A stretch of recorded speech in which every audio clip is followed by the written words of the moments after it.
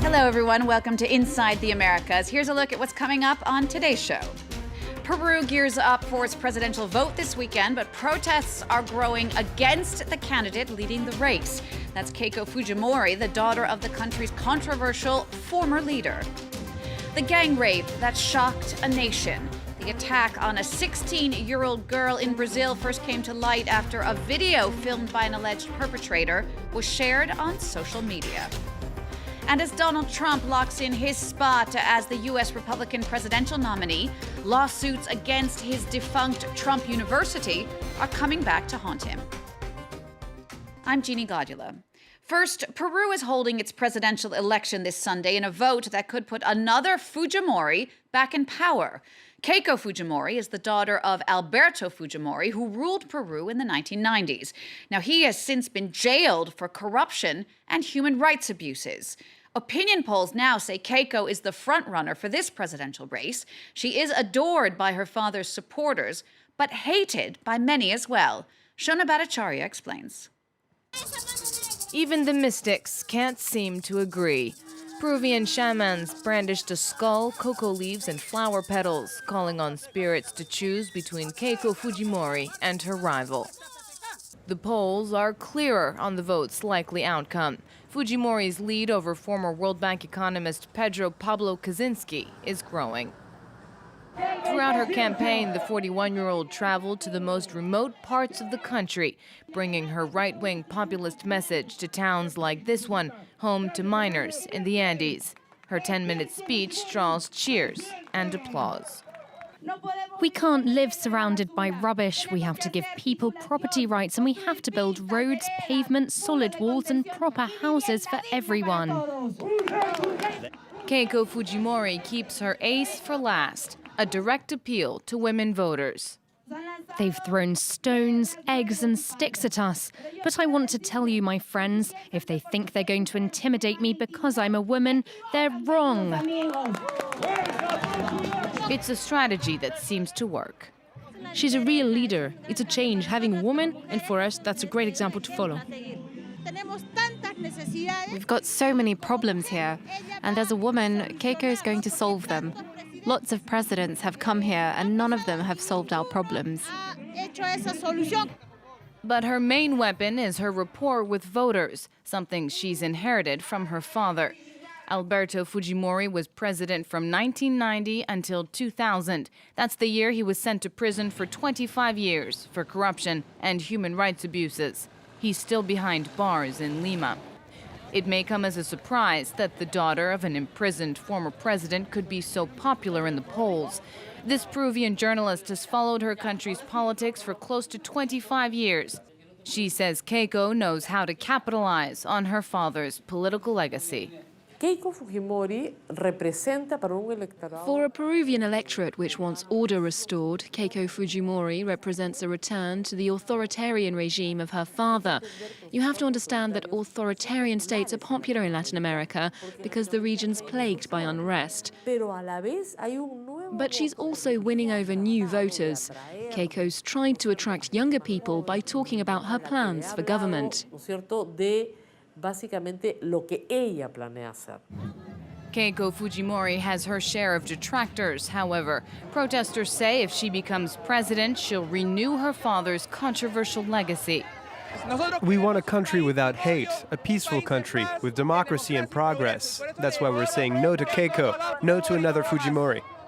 Her campaign has already suffered from accusations of dirty tricks. Local media say Fujimori and her husband are under investigation by Peruvian prosecutors for alleged money laundering, the same allegation that pushed the candidate's top aide to quit the race.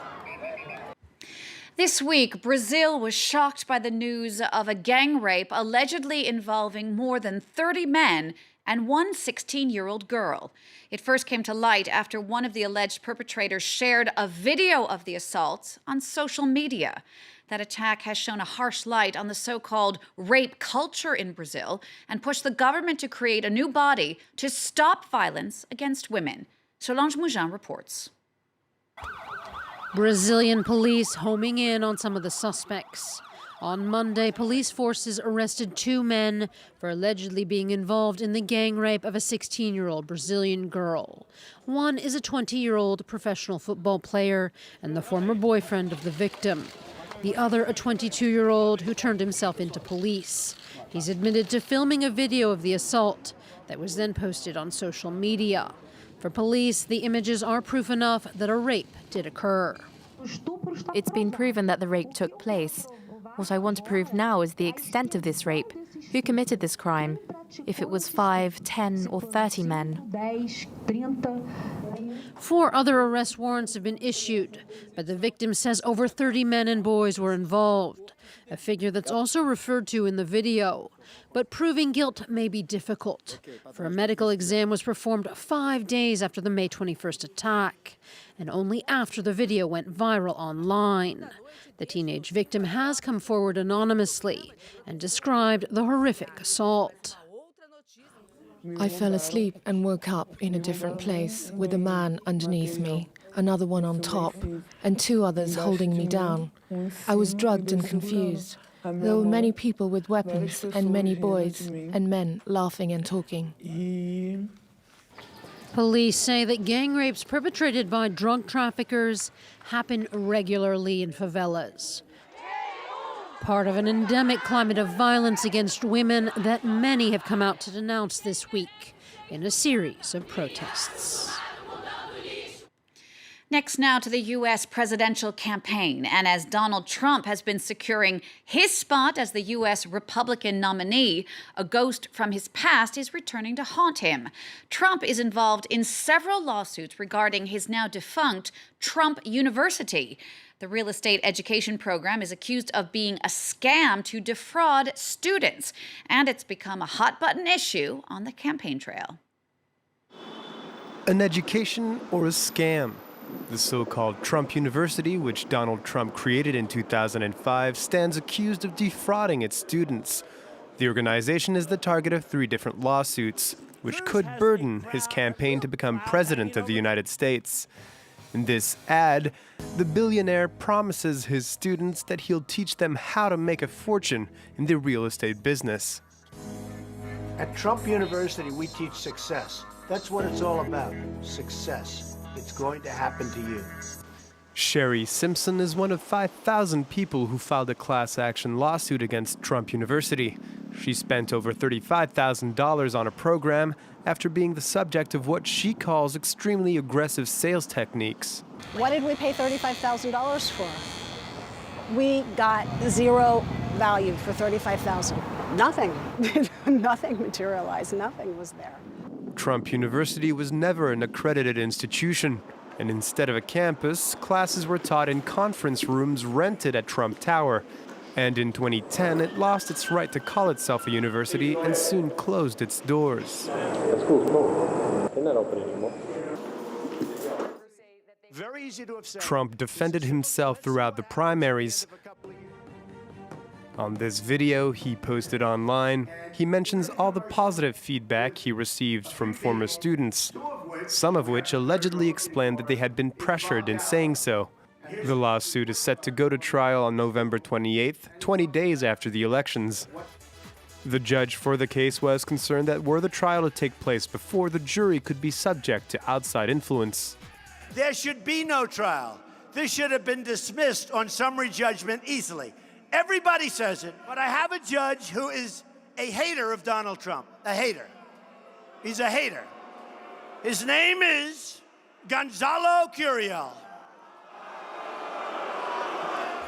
He also referred to the judge's Mexican heritage and the fact that he was appointed by Barack Obama, criticisms that could lead to legal sanctions. We'll leave you now in Chile with a culinary world rising star. Chef Rodolfo Guzman has made a name for himself researching and promoting endemic plant life while using it to create new cuisine.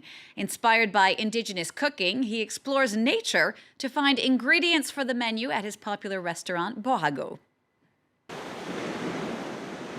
On this beach in Chile, where most people only see sand and waves, Rodolfo Guzman finds the raw materials for his craft. Fish, algae, seaside fruits, and plants are some of the flavors that interest this young Chilean chef, who doesn't exclude any ingredient as long as it comes from his country. Some Chilean products have been ignored by gastronomy, he says, but are just waiting to be cooked. This is a sea strawberry. It's a halophyte that grows directly on the rocks. It doesn't need earth. It has the same smell, it tastes like a strawberry, but it's salty.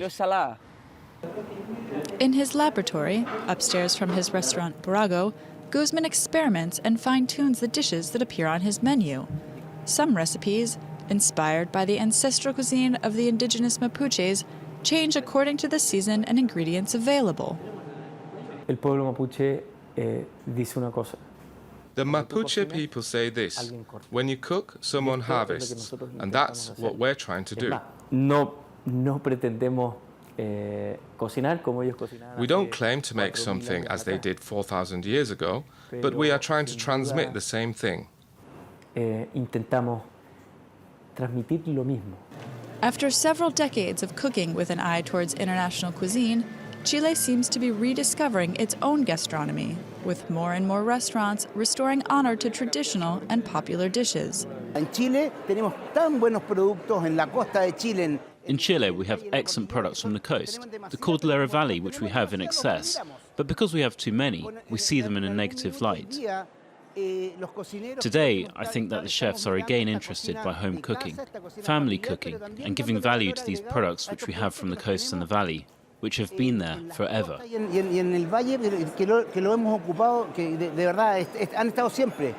After a few tough years, Burago now has a packed house. In 2015, British magazine Restaurant ranked it a prestigious second best in Latin America, showing that often the best flavors are right in our own backyard. Well, that's it for this edition of Inside the Americas. We'll see you again next time for all the news from north to south.